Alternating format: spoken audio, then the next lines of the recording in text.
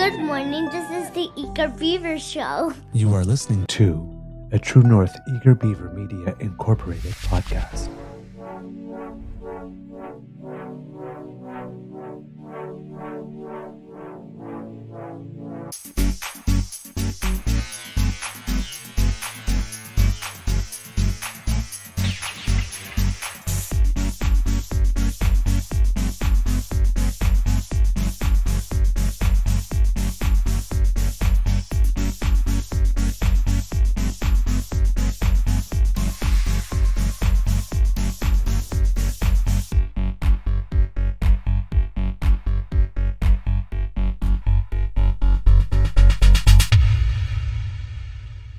The True North Eager Beaver podcasts are proudly brought to you by our founding sponsors, the Misfit Mysteries from Corvid Moon Publishing, your source for science fiction, fantasy, and cozy mysteries featuring a broad diversity of characters, CanadianTarot.com, your uniquely Canadian online eclectic tarot community, and the Peppermaster, hot pepper sauces made from farm-fresh ingredients to thrill your taste buds and expand your mind.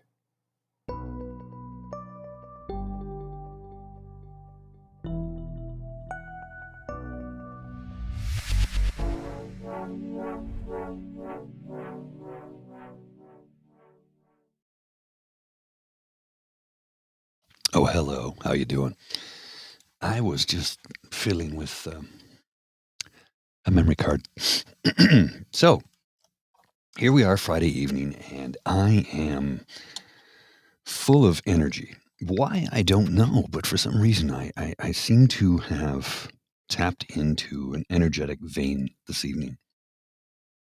I have no idea where it came from. Maybe all of the stuff I've been reading over the last few days and the ridiculousness of where this world is right now. I'm not even going to have time to get into Putin and Russia and how they're flying over Estonia and may have started World War III because, quite frankly, I don't feel like discussing that this evening. But it is out there. And Mr. Beaver will probably talk about that come Monday. Once we know, sorry, I'm just trying to fix that mic. Once we know exactly where we stand, because at this moment in time, I don't know where that is. I don't know what we're doing. And it's just completely bizarre.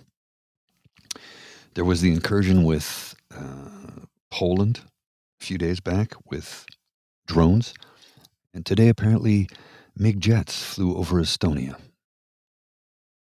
I don't know what to say about that. I talked to a friend of mine who works in a department that deals with this, and he's like, we're not even sure what to say about it right now. So it is what it is for the time being. Well, I'm sure we'll have more answers about what's taking place and what's going on in the near future.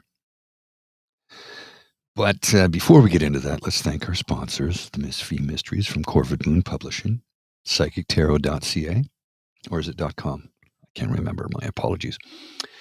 And the Peppermaster, the three sponsors who have been with us since the very beginning, and we thank each and every one of them for supporting us even before we had gone to air. We didn't even have anything recorded. We just presented an idea and they signed on. So thank you. Thank you for the long-standing support as we are, well, we're well into 5 years now, and we'll be year number 6 come April. So, yeah, it's been a long-standing support from those folks, and we really do appreciate it. And anybody else who wants to come in and give us some support by either joining the channel, of course, subscribing is great. If you want to join, you can do that too. We appreciate it if you do that. That's a couple of bucks. You want to send us some money, you got our coffee page, of course. And don't forget, more than anything else, it's the and if you really want us to, if you really want to help us out and donate, just send us to the email. Send the email address. This is where you want to send the money, because e-transferring cash is the best way to do it. That way we get 100% of what you send us and nobody else gets a share. Now, I know coffee might not like that and YouTube might not like that, but hey, we have the right to raise funds in the manner that we see best for us. And because we're in Canada, we can email each other money. Okay. Now that I've got that business out of the way, should we talk about what happened this week? I mean, there's some bizarreness that took place.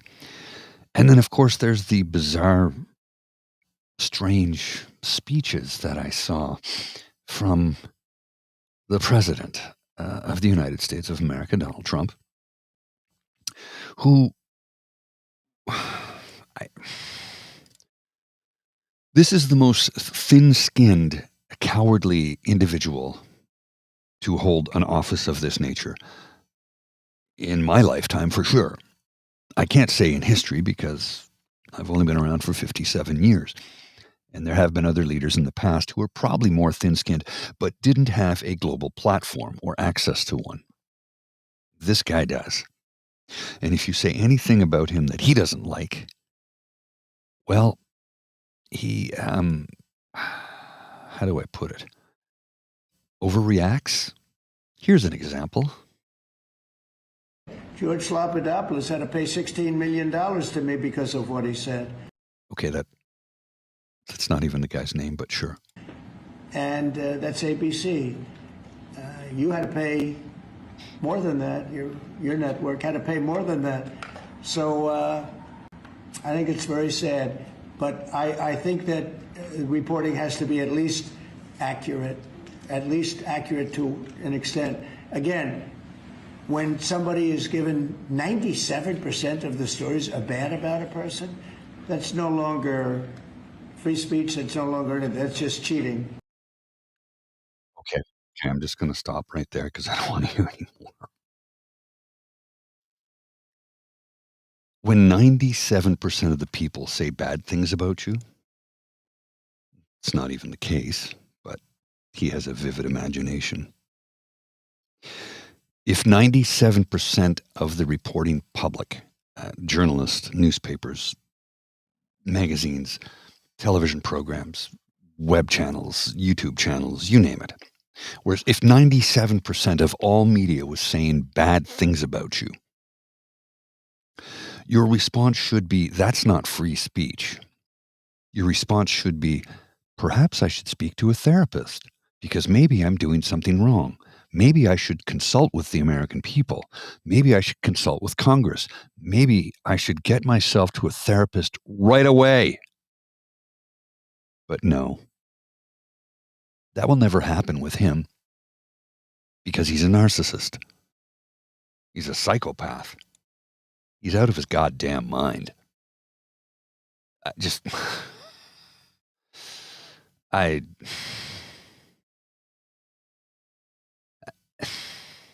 Where do you start and end with this guy? It's just beyond. A thin-skinned narcissist who has his finger on the nuclear button. A 34 times convicted felon. A convicted sexual assaulter. We still don't know what are fully in the Epstein files because he won't release them. And anything that has been released, for the most part, has been redacted, which means they just draw black lines over everything, so you can't actually read them. Simply due to the fact that he knows he's in trouble if the public gets word of what's really gone on. So everything else is a distraction right now. Don't kid yourself. Jimmy Kimmel, as horrible as it is, and as terrible as it is because this man is trying to kill free speech in the United States of America. This is effectively what he's doing. And he's using the wing of government by the FCC, who threatened ABC if they didn't do something about Jimmy Kimmel, they might not allow their merger to go through. You're using the government to censor people. That is not free speech. Now, the argument can be made, well, a corporation made a decision to shit can somebody because they didn't like what he said. I'm like, but what did he say that was so offensive? Because I've read it and I've seen it. And he didn't say anything offensive about Charlie Kirk's horrible murder. Actually, he sent his condolences to the Kirk family. He said the Trump administration and their government have gone out of their way to milk the murder of Charlie Kirk to try and drum up some nationalism. This is Trump's Reichstag fire. The Reichstag fire, for those of you who might not be aware, I'll give you the Coles Notes version, if you will. It was a fire that took place. It was an arson that took place in Germany in 1933, shortly after Hitler had taken power. And it was lit by an individual who I believe was part of the Communist Party and somebody else who was a socialist. And they burnt it down. They burnt the Reichstag, which was a hall, or a government building, apologies, to send a message to the government. Well, Hitler took that as an example of silencing all of his critics by immediately censoring all of the media, ending any sort of free speech that anyone had in the country, and clamped down as quickly as possible. I'll put a link in the chat to what the Reichstag fire was all about, so you can look it up and you can do your own sort of reading and research into it as you like. I'm going to give you a link here from Wikipedia or Wikipedia. You call it what you want to call it. I'll put it in the chat. You can have a look at it. What they're doing is they're using the murder of Charlie Kirk as a means to an end. It's going to distract you from the Epstein files. And then he does things like have the FCC threaten a major network so that they can use it to their advantage to make sure that if you don't do what I tell you to do, I'm going to make sure your merger doesn't go through, and that $6.2 billion, it ain't happening.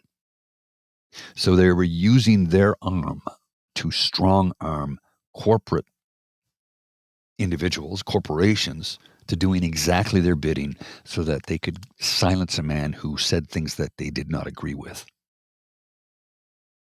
That is the definition of dictatorship and fascism. It's a combination of the two, actually. It's censorship. It is the end of free speech in the United States of America. It's gone. It's done. It's finished. I mean, say goodnight.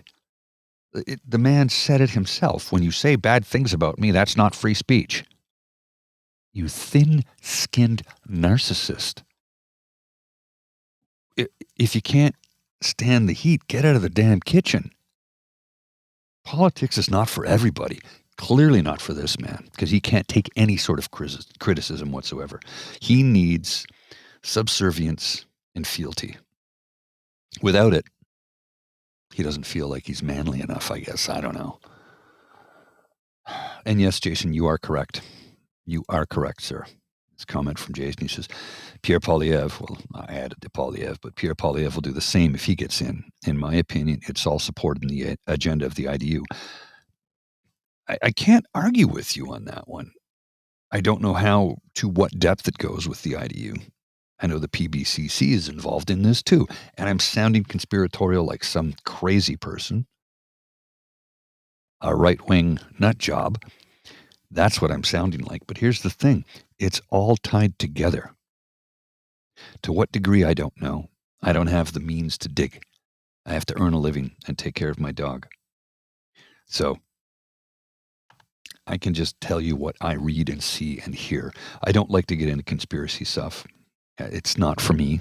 I'm not a conspiracy guy. It's entertaining to read, but I don't like to regurgitate it. And I've read a lot of conspiratorial things in the last couple of days about the murder of Charlie Kirk. And I want not to regurgitate them to you or believe them until somebody can prove any of them. And I don't think that's going to happen. I think an individual did what that individual did. I think it was a lone gunman, to be honest. I don't think there was any great conspiracy. Trump just used it to his benefit to make a martyr out of Charlie Kirk. Say he was such a sweet, good Christian man. He was none of those things. He was an asshole.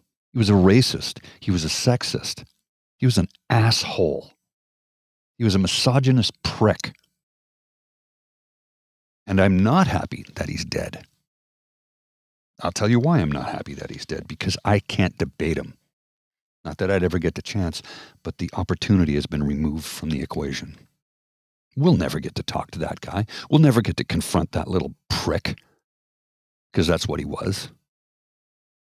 You notice he only debated college kids, mostly in the U.S. When he went to the U.K., he went to Cambridge and Oxford, and they handed his ass right back to them because they came in prepared. I'm not diminishing kids in the U.S. It's not what I'm saying. At all.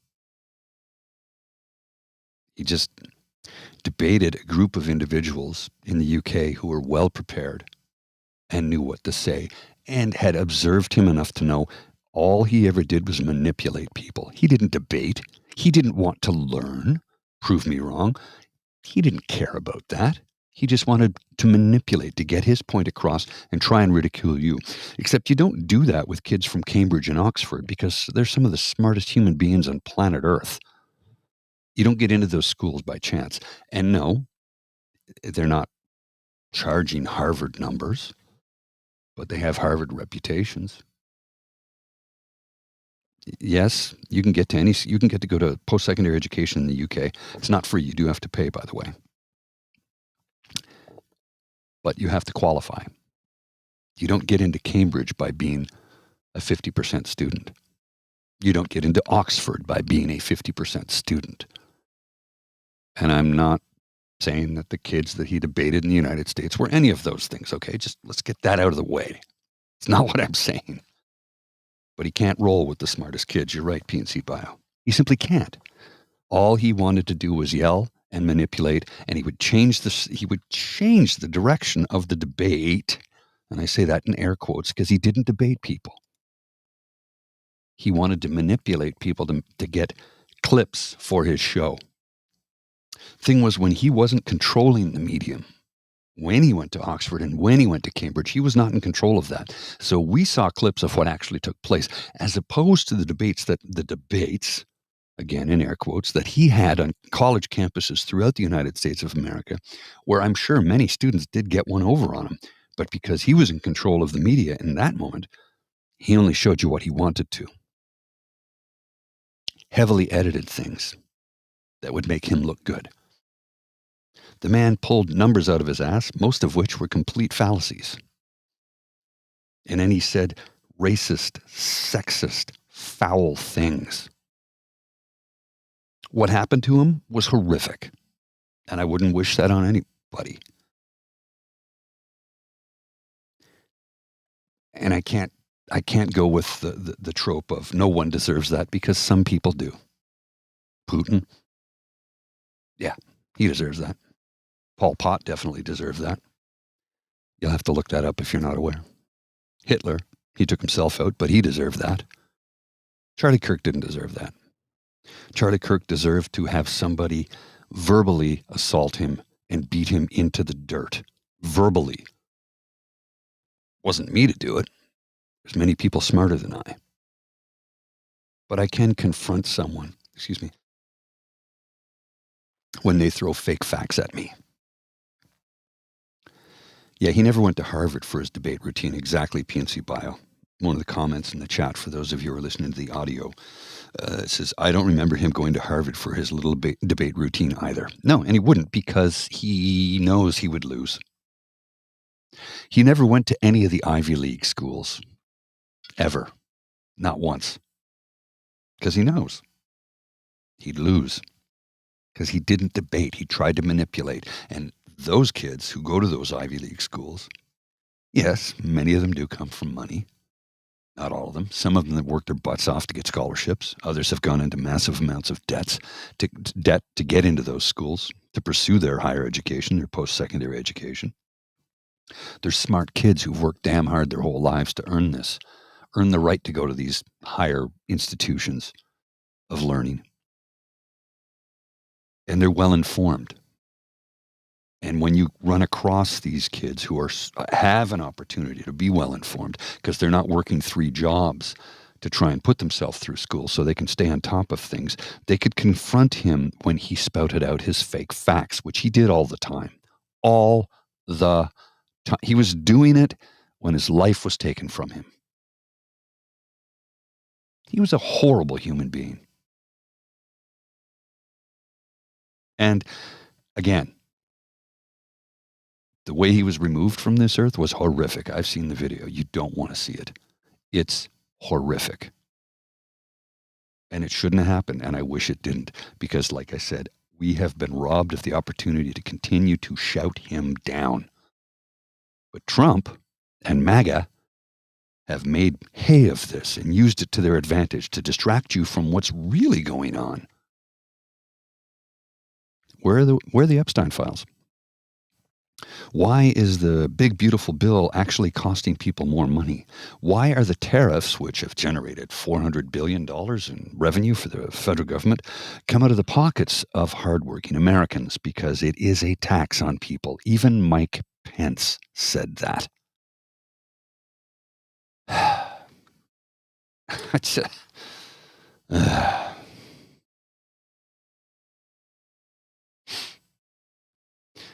Yes, you are correct, PNC Bio, and thank you. Because sometimes I can't sum it up as well as you do.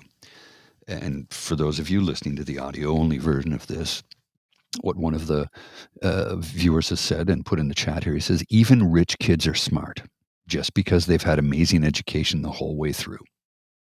Just because they come from money isn't the only reason that they got into Harvard. And that is correct. That is correct. And the follow-up comment is equally as good. The fact that they come from money enables them to have the education that gets them into Harvard.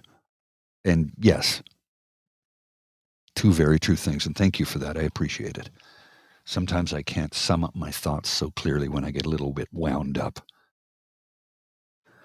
It's just how it is sometimes. There's a clip I want to show you, but I think we'll get nailed for it because it's it's a Dutch talk show host. I don't, you know what I'll do? I'll share the link with you. If I show it live, we'll, pretty sure we're going to get a copyright violation. So I'm just going to share it in the chat for those who want to have a look at it. And when you watch this on the replay, because if you're not joining us live right now, that's fine. I mean, it's 7 p.m. on a Friday when I started this. Normally, if we're going to do a Friday, we start a little bit earlier, but I wasn't able to, and Mr. Beaver is unfortunately unavailable. But I put a link in the chat to a little clip a Dutch talk show host put together for you, and it's a thing of beauty. It truly is a thing of beauty. I think you'll enjoy it as much as I did. And it kind of sums up who and what Trump is. But when it comes to Jimmy Kimmel, he did not say anything hurtful, harmful, or derogatory. He spoke the truth. But the thing that a lot of people have forgotten about, they're using Charlie Kirk as an excuse. Because if you saw that monologue, I'm going to see if I can bring it up for you. If you saw that monologue, I think I have a transcription of it here somewhere. I'll see if I can get it. If you saw the monologue when he sat down, when he stood up, he didn't sit down. When he opened his show with that monologue, it was the gist of the monologue was when he tore into Trump about covering up the Epstein files and continuing to cover up the Epstein files. And that's really what it's all about, because they're using Charlie Kirk as an excuse. They're going to use him as a cudgel. They already lowered the flags to half staff for a week for a non-politician private citizen who never served in the political sphere. He wasn't a soldier, but he got half staff. Now they're making a day of remembrance for him. They're going to milk his murder for all it's worth. Jimmy Kimmel spoke the truth. They didn't like that.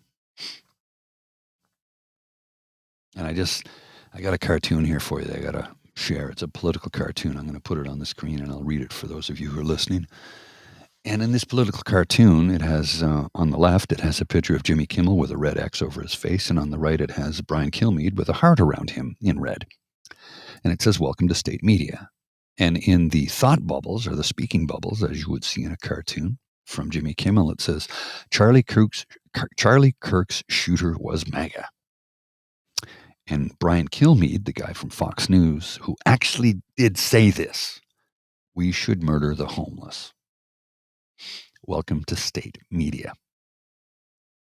Oh, Brian Kilmeade, do you know who that guy is? He's a guy on Fox, is it Fox and Friends or Fox Morning Show or something like that, who did say that, they should just murder the homeless people.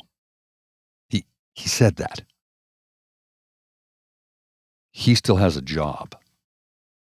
But Jimmy Kimmel I'm going to use this phrase, and I don't like this phrase because it gets so overused, but it's true. He spoke truth to power. He told the truth. And they got so bent out of shape that they threatened a corporation to the point where if you don't make this right, in other words, if you don't do what we want you to do, your merger's not going to go through. Now Trump is threatening to pull licenses from broadcasters if they don't say what he wants them to say or say nice things about him. And I don't know if you happened to catch the Daily Show last night. I watched it this morning before I went to work and listened to it on my way to work, where Jon Stewart, in a rare occasion, was appearing on a Thursday evening. And what did he do? Well, he said we are the state-approved media for you here this evening.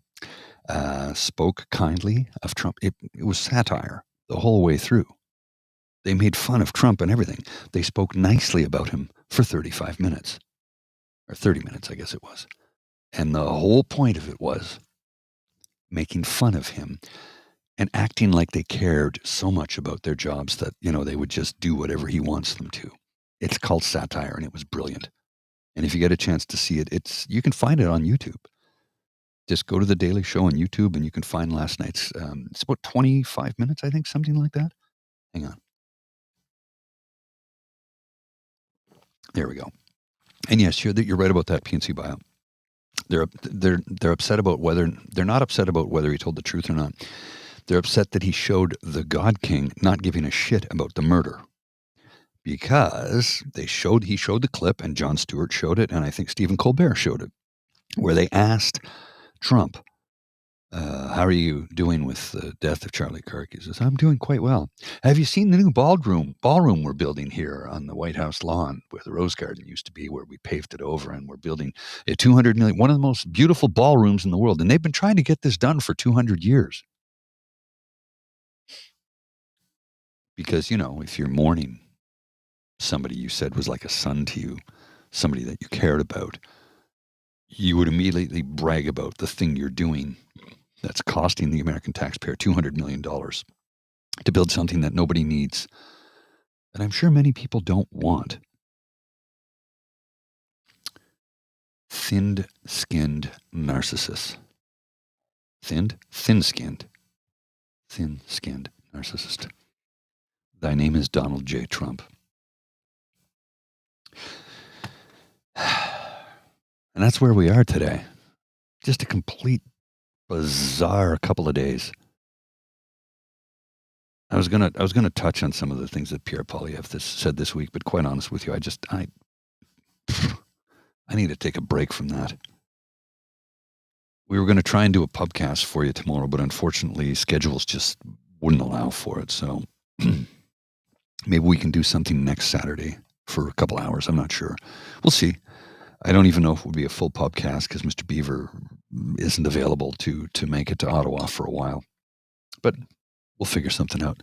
Maybe we could bring in a couple of guests for next Saturday. Maybe we could do something. Maybe Super Kyle could join us for a bit, maybe. Mere suggestion. Maybe a couple folks could join me in the pub and we could have maybe a live audience.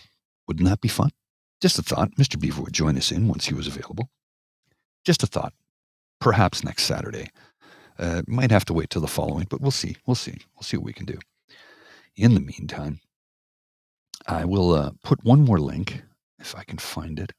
Where did it go? I had a very good link here I wanted to share with you. Actually, you know what? I think I can air this because it's semi-newsworthy. I'll put this on. If I get a copyright strike, we'll have to delete it later. But I'm going to share this because it's coming from somebody who you might not expect it from. And have a look at this. Well, it's troubling to say the least, and we all have to really take a moment and figure out how we feel about this type of thing, especially people doing what you do. It's I'm sure there's going to be some sort of collective move to respond to this, but I'm not smart enough or powerful enough to be the one to do it. But I imagine there's plenty of conversations going on to do something, because you just can't stand by and let stuff like that go on. Stuff like? Well, Jimmy getting his show pulled for, freedom of speech.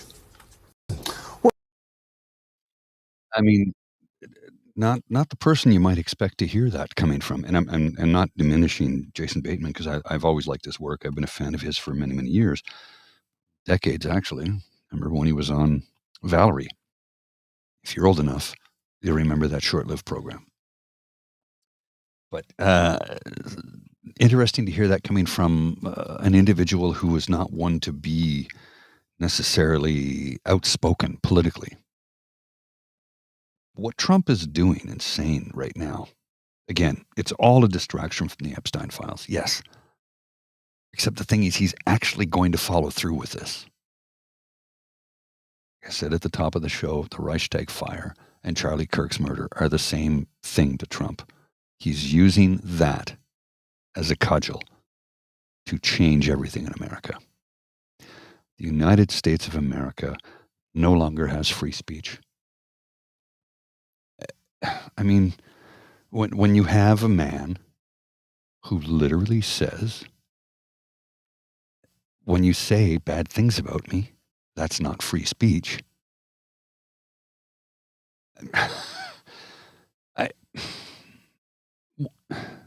What the hell? I mean, seriously. Crap. I had it queued up and it went away.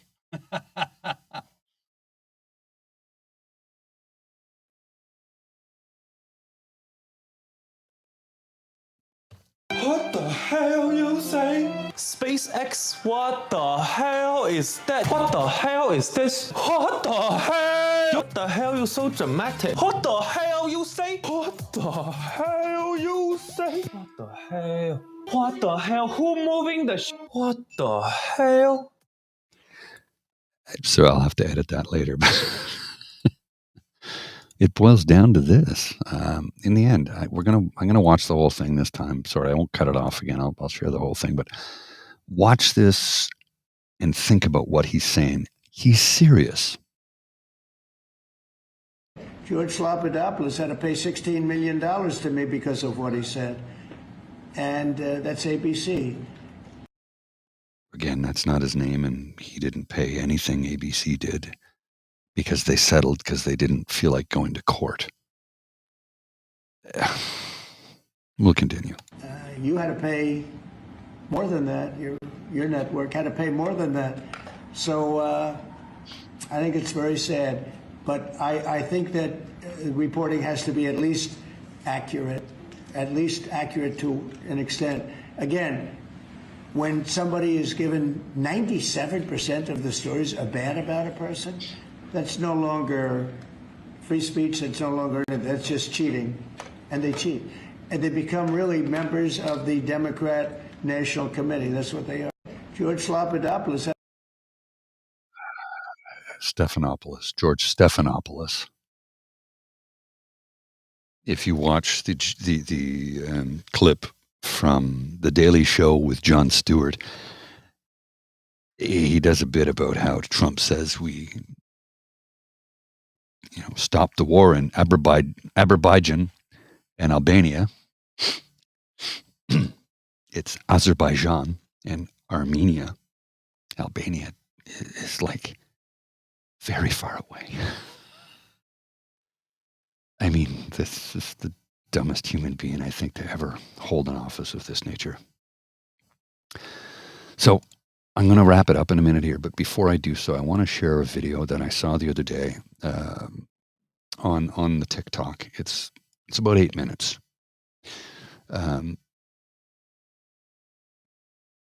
If you've not seen this may be very enlightening for you. This is a brilliant piece of commentary from somebody who knows what they're talking about. So sit back and relax for the next 8 minutes. You don't have to listen to me, and I'll actually turn my camera off, so you don't even have to look at me in the corner. Just enjoy this for what it is. It helps if I actually put it on the screen, though. I find if I do that, it works better. I wanted to jump on and add some quick gloss on recent events that might help folks who aren't plugged into the far corners of the internet make better sense of the motivations and actions of two major right-wing groups that are involved in the recent events. If you're looking at a swirl of cryptic memes and trying to reverse engineer a motive, you're going to misread this story. What looks like politics is often subculture. What looks like a manifesto is sometimes a dare wrapped in a joke, wrapped in a void. And two families on the right keep getting mashed together in coverage. There's the mainline far-right Christian nationalism, and then the Groyper scene, especially its black-pilled accelerationists. They overlap in rhetoric and enemies, but they don't want the same future, and they don't use the internet in the same way. Groypers refers to a youth-driven online far-right scene that's associated with the America First brand, which is led by Nick Fuentes. Black pill comes from incel forums and signals fatalism, so no improvement in humanity is possible, and thereby despair is rational. Acceleration in extremist context means stoking crises to hasten societal collapse. You can think of this as builders versus burners. And so for Christian nationalism in its hard right form, it's still builder energy. It insists that the nation is or should be explicitly Christian, prizes hierarchy, order, and a return to rightful social roles. But the strategy is institutional. They want to win elections, they want to pass laws, they want to staff the courts and capture the school boards and rechristen the public square. And you hear vocabulary about restoration and revival and sovereignty and virtue. And this imagined endpoint is a moral order enforced by the state. And even when their rhetoric gets apocalyptic, the plan is still state power. The Groyper world orbits a completely different sun. It's youth heavy, it's a coalition that includes a lot of streamers and online personalities, and it borrows from incel forums, gamer chat, crypto cynicism, edgelord comedy, and a lot of terminally online irony.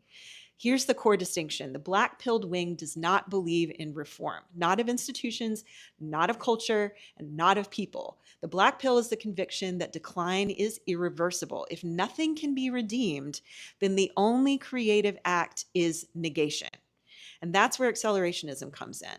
In this context, acceleration means pressing on every social fault line, race, gender, religion, class, until something breaks. It is not policy, it's physics. The expectation is collapse, followed by nothing. Unlike some white supremacist or apocalyptic Christian variants that at least fantasize about what comes after, mainstream black pill content rarely sketches a constructive post-collapse order. It's entropy worship. Speed the unraveling and enjoy the spectacle. A quick detour so that we don't mix wires here. Black-pilled accelerationism is not the same thing as tech bro AI accelerationism. The latter is a futurist, albeit doomy faith about speeding technological progress even at humanity's expense. Black pill is a social political fatalism that invites breakdown. Different crowds, different goals. It's also distinct from the more formal Christian nationalist project. The language sometimes rhymes, both talk about decay, but Christian nationalists think institutions can be repurposed. Black-pilled Groypers think the institutions are rot. So why the memes that look like riddles? Because the memification is the ideology. The style is the substance, or as Marshall McLuhan said, the medium is the message. The meme factory does 3 jobs at once. Number 1, it allows for recruitment at scale. So high contrast, darkly funny, and deliberately absurd images travel farther than policy papers. A kid who would never sit through a speech will swallow 100 images that say more, faster, and sneakier. Number 2, plausible deniability. Irony is a Kevlar vest. If you take it literally, they were just joking. If you miss the reference, you reveal you're out of the club. The ambiguity is the shibboleth. And desensitization, number 3. Shock is used like a gym routine. The first time you see it, you flinch. The 10th time, you smirk. By the 100th time, a position that once looked unthinkable has been normalized inside the in-group. That's why the aesthetics feel like a mashup of cartoon frogs and wojacks and glitch art and millenarian doom and consumer culture parody. The mix says nothing matters, everything's a joke, nihilism is the punchline. So who gravitates to black pill spaces? It's often younger men who feel exiled from status games that they think they can't win, like dating, elite colleges, prestige jobs, coherent communities. It's cheap status. Attention is the currency, and it bonds people who may never meet offline. That helps explain the why behind cryptic inscriptions or symbol-laden posts around real-world incidents. From the outside, we assume conventional motives. Ideology leads to a plan, leads to an act. Inside black pill worlds, the act is also a content drop. It's performance for an audience that reads the references, a proof of membership to people you only know by handles. Decoding the references isn't about uncovering a coherent program. It's about recognizing an identity and a dare. Don't confuse the absence of a blueprint with harmlessness, however. A politics of negation can still inspire catastrophic acts because the metric isn't does it build, but does it break? This is why For the Lulz can be both a smirk and a sincerely held view that only destruction has meaning. However, not every meme holds the same ideology, so the same image can be repurposed by different factions. What matters is the cluster: fatalism, edgelord irony, collapse talk, and status seeking through shock. When analysts try to read an incident through the old left-right scripts, they're going to miss the performance layer. If the actor is steeped in black pill culture, the motive vector points as much toward in-group status and mimetic spectacle as it does toward any policy aim. That doesn't excuse anything. It just changes the explanatory frame. You're not parsing a legislative program. You're reading an attempt to turn reality into a toxic in-joke. Last piece: why the black pill is sticky. It packages three things people crave when they feel powerless: certainty, community, and a role. Certainty says the game is rigged and doomed. Community says we are the ones who get the joke. And a role says speed the ending. It is a toxic story. It's also tidy, and it's available 24/7 on your phone. The antidote is not to romanticize institutions that have failed people. It's to refuse the seduction of entropy as identity. Call the black pill what it is: a permission structure for cruelty wearing the mask of sophistication. Then do the unglamorous work of making meaning and belonging where spectacle can't compete. That is the difference in one line. Christian nationalism is a plan to rule. Black-pilled accelerationism is a plan to ruin. If you keep that polarity in mind, the memes stop looking like mysterious runes and start reading like what they are: billboards for a politics of nothing. I have a corollary essay up in the orange place on kitsch and its role in mainline right-wing Christian nationalism if you're so inclined, but otherwise I will see you soon. I had to turn my camera back on. Sorry about that, folks. More editing to do later. That woman is way smarter than I am and has done the work. And I think she's just kind of, informed a few people. And maybe you were informed as well. I hope you were. I mean, that was my intent, was to help you learn a thing or two, That's the idea, is that's the whole point of this. I do have to show you this, though. This is the one final video clip I have for you today. And this is Trump on Air Force One yesterday. And just here we go. 1 minute and 47 seconds. Bear with me. And ask Brendan to weigh in on other late night hosts that you have. Okay, for those of you who are listening to the audio only version, you might not be able to hear her voice very well. The reporter asked the question: are you going to ask Brendan Carr, that's the individual who's in charge of the FCC, or the head of the FCC, to weigh in on other late night hosts that you have said should be off the air? And we'll listen to his response. It's a little hard to hear. I apologize. I can't control the audio, but I'll see what I can do to clean it up later. Late night host is on network television. There is a licensing. I'll give you an example. I read someplace that the networks were 97% against me. I get 97% negative, and yet I won, and easily. I won all 7 swing states, popular, I won everything. And if they're 97% 97% against, they give me only bad publicity or press.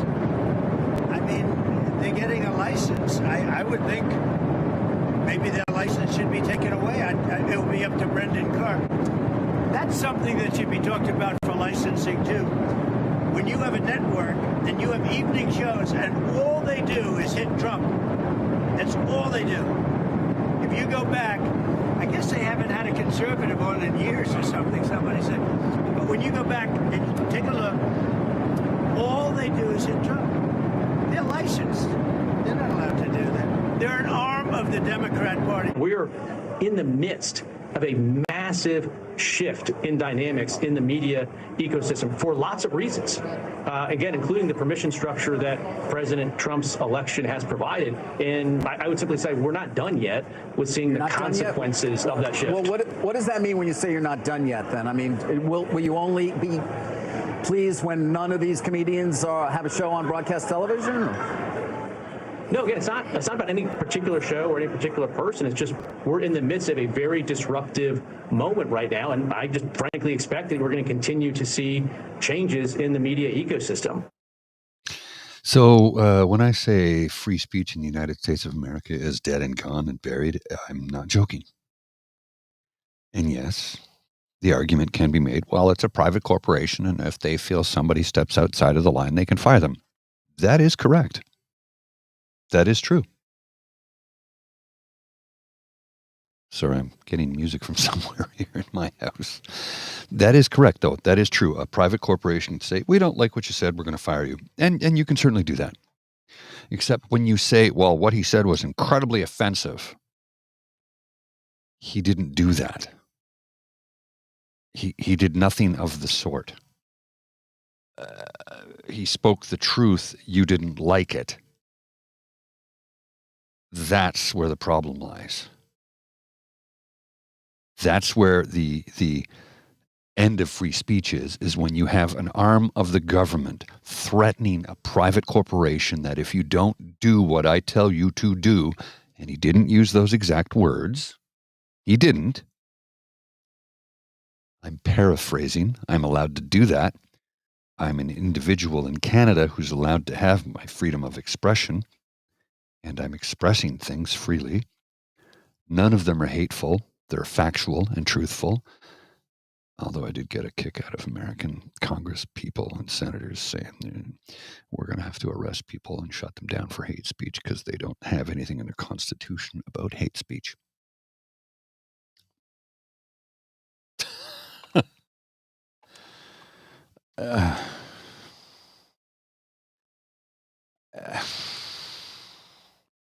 I mean, come on, folks.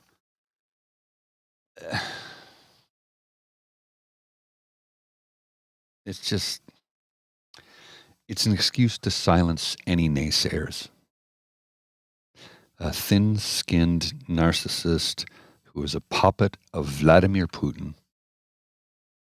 is doing whatever he thinks he can do because he thinks he's a king, not a president. He demands that you worship at his feet and kiss his ring. If 97% of the media were saying bad things about you, that means you should probably take a good long look in the mirror and then immediately find the first therapist that's available to say, am I as bad as they say I am? Maybe?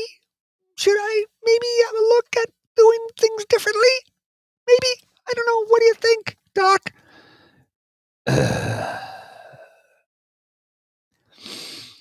All right. I will take my leave. I was trying to find one other clip, but I can't seem to find it. I don't know where it went. It happens sometimes. You bookmark something and the bookmark gets lost in the shuffle, especially when you're trying to do a live show and pull up the bookmarks. Sometimes they just don't work. That's life. It's okay. I got some editing to do later, though. All right, folks. Thanks for coming out. I appreciate each and every one of you. We really do appreciate the efforts that you put in to join us in the mornings and in the evenings, as the case may be here, and the funds that you have sent us over the years. We really do appreciate. It keeps the show going because there are costs to operate this, as I've said many times before. So we appreciate each and every one of you for taking part.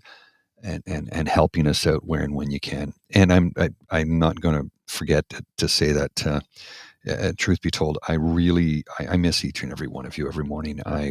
You folks helped keep me going when I was going through a really rough patch. I had a purpose every day to get up in the morning and do something. And that helped keep me going, because when you lose your purpose in this world, many people decide to exit because they have no other reason to be here.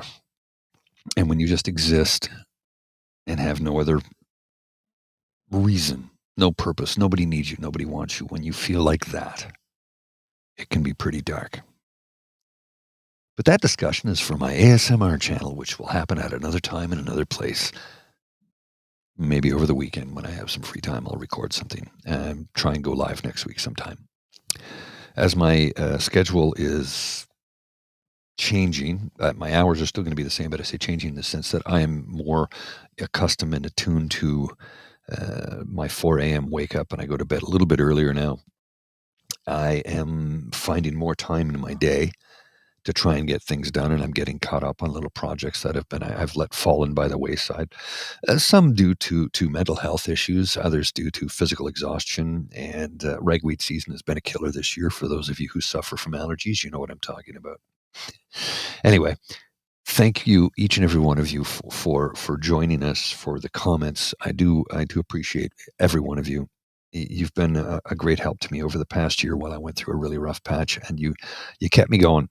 And the money you sent helped a great deal. You have no idea, because anyway, that's behind me now. I'm moving forward. Thanks for all your help. Thanks for your support. Thanks for the comments and the emails, the texts, the messages I get on Facebook Messenger, the messages I get on the Twitter. I know it's called X now, but I still prefer to call it Twitter. The emails that I get. Thank you, all of you. I really, really do appreciate it. You've helped me get through a rough year, and I will never forget it. And as the saying goes, don't pay it back, pay it forward. So I'm trying to do that for a few people right now, as best I can with my limited means. I'm trying to help some people, and by paying it forward. And we'll leave it at that. Some things we just don't discuss publicly. We'll leave it at that. I'm trying to pay it forward. Okay. All right. I'm gonna vamoose. I'm gonna get on out of here, and I'm gonna go lie down for a few minutes because I'm very tired. I'm just looking for my closing credit. Oh, there it is. Looking for the closing credits, and Miss Lola is asleep at my feet right here. Let's see if I said her name and she sort of looks. I'll see if I can get the camera on her. Hang on a second here. I'll add a camera so you can see her as she sits at my feet and just come on. Oh, I know. I got another camera off here. Hang on just a sec. I gotta remove a camera before I can add a camera. Oh, come on, technology. Work for me, please. I need you to work for me. Let's see if we can get the Lola cam. There it is. There's the Lola cam. All right. Hang on. And I remember somebody said a while back she needs a bigger bed, and you'll see her here in a sec. I'm going to add that camera in. Like, oh wait, we'll switch it up and go like this, and oh no, that's the other way. I want the other way around. What's going on here? Come on, give me Lola. Give me full screen Lola. I know what I'll do. I'll turn my camera off there.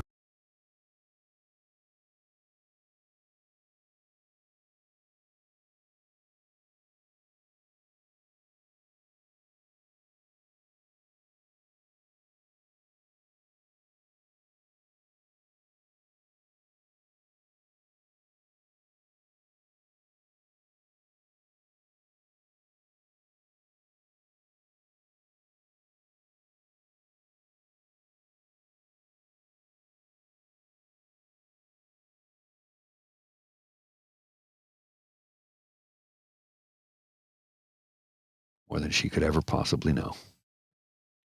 All right, folks, you take care. I'm out of here. Thanks for joining.